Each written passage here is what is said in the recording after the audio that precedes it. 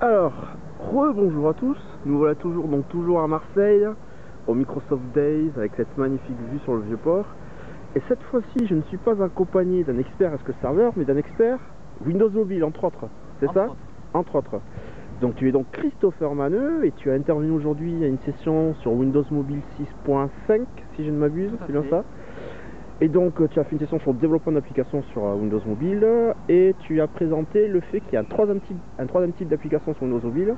On connaît déjà les applications natives et les applications managées, développées avec le Compact Framework par exemple. Et quel est ce nouveau type d'application qui est apparu? Eh bien, ce sont les widgets. Alors les widgets, comme dans Windows Vista? Exactement, comme dans Windows Vista. D'accord. Voilà, et d'ailleurs ils sont toujours dans Windows 7, sauf qu'on les voit pas par défaut, en fait ils sont cachés, mais si tu vas dans le menu démarrer, tu peux toujours les exécuter. D'accord. Et donc les widgets, c'est une façon de développer des applications pour Windows Mobile avec les technos du web. Ok. Donc très simplement pour la plupart des gens, et notamment pour des gens qui ne sont pas forcément développeurs, du type des graphistes qui font eux du web plus facilement. D'accord. Et quand tu dis les technos du web, c'est-à-dire c'est du CSS, HTML, JavaScript? Voilà. La base c'est un fichier HTML. D'accord.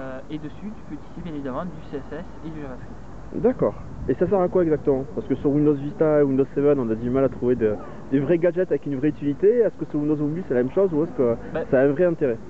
Par exemple, si tu fais un site de e-commerce, eh bien, tu peux proposer, si tu fais des ventes flash sur ton site de e-commerce, tu peux proposer un widget qui permet aux visiteurs et à tes clients de voir les ventes flash ou les promos qu'il y a en ce moment.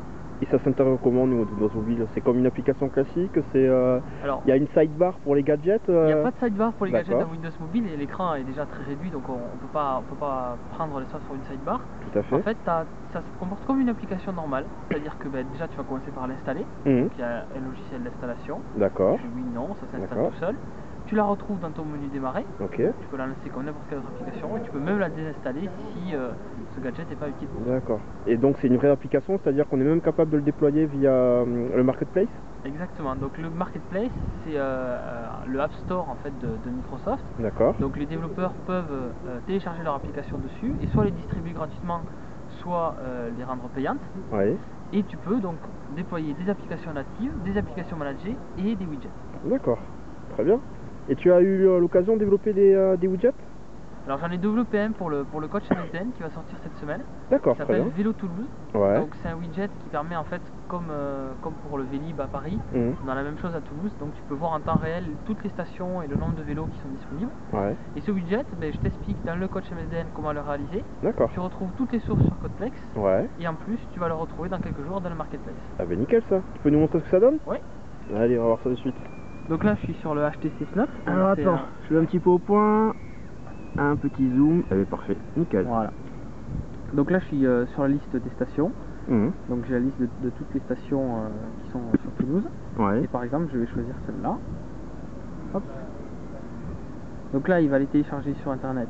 Donc ça prend un peu de temps puisqu'il faut qu'il se connecte en 3G.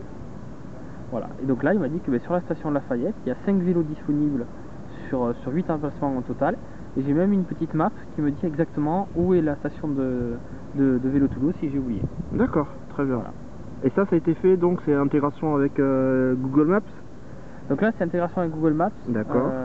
Puisqu'on ne peut pas avoir de Google Maps d'image statique. D'accord. Donc là c'est un Google Maps, mais on pourrait intégrer...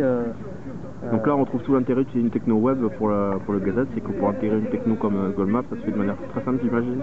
Voilà, mais ça se développe exactement comme un site internet, sauf que bien évidemment il n'y a pas de côté ASP.NET, il n'y a pas de côté serveur. D'accord. Mais par contre, si derrière toi tu as sur internet un serveur qui héberge un site, un service en Ajax, tu peux très bien aller l'attaquer avec JavaScript. C'est ce que je fais ici. D'accord. Et cette application-là, elle est dans le menu démarrer et tout? J'ai pas très bien vu.